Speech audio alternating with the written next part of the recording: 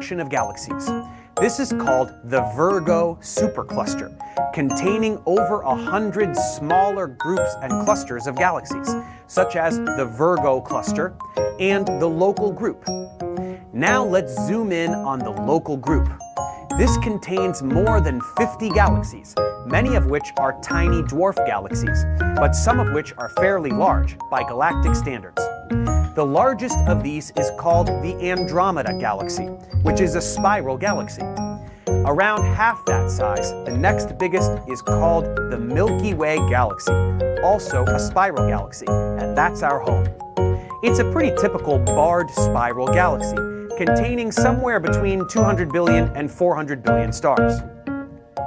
It is about 100,000 light years in diameter, meaning it takes light 100,000 years to travel from one edge to the other, whereas it is only about 1,000 light years thick. These are estimates, as there are no well-defined edges to the galaxy. It is simply a disk with several arms of varying sizes, surrounded by a halo of stars, with a dense bulge in the middle, most likely harboring a supermassive black hole at the center of its nucleus, just like other large galaxies. About 15% of the visible mass of the Milky Way is in the form of interstellar gas and dust, scattered between all the stars. Some of these stars form groupings called open clusters, such as the Pleiades, which is a few hundred stars bound fairly close together. Beyond the stars in the disk, there are also several objects in more distant orbits called globular clusters. These are dense spherical collections of stars, anywhere from a few 100,000 to a few million, and there are a little more than 150 of them traveling around the halo.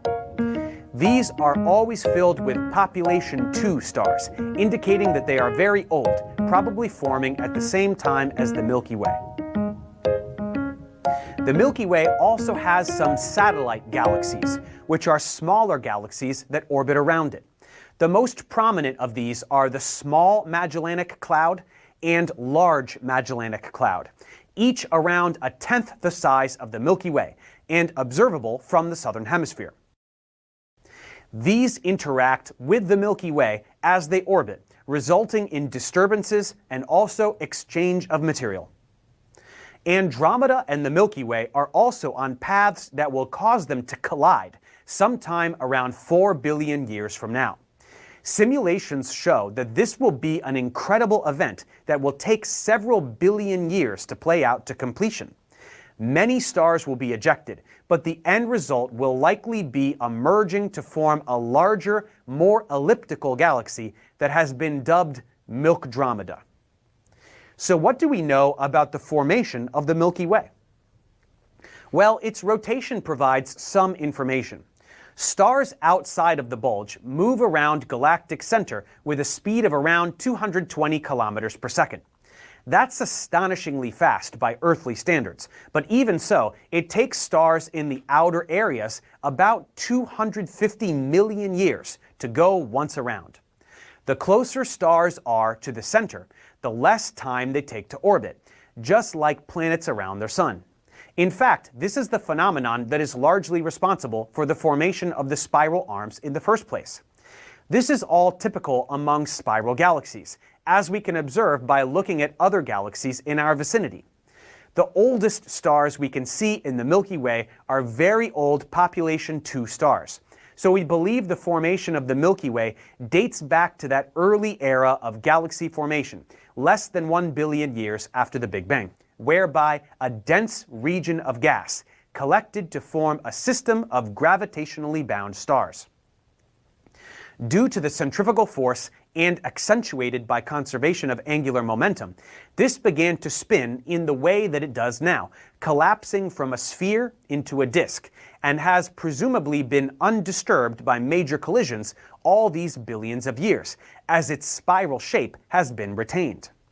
The older population 2 stars can be found in the halo from the time of the galaxy's formation, whereas most stars in the disk are younger, more likely to be population 1 stars, formed after the galaxy had already begun to take its current shape. An estimated 3 to 5 stars per year continue to form today from all the interstellar gas and dust. Eventually, all the stars that can form from the gas and dust will have formed, and many will die, predicting a grim, dark fate for the galaxy in some several hundred billion years. But there is much more to talk about regarding the past and present first. Sometime into the existence of the Milky Way, a little less than 5 billion years ago, a cloud of gas and dust, full of heavy elements dispersed from the depths of population 3 and 2 stars, began to accrete to form a very familiar set of objects, our own solar system. Let's move forward and learn more about this pivotal event.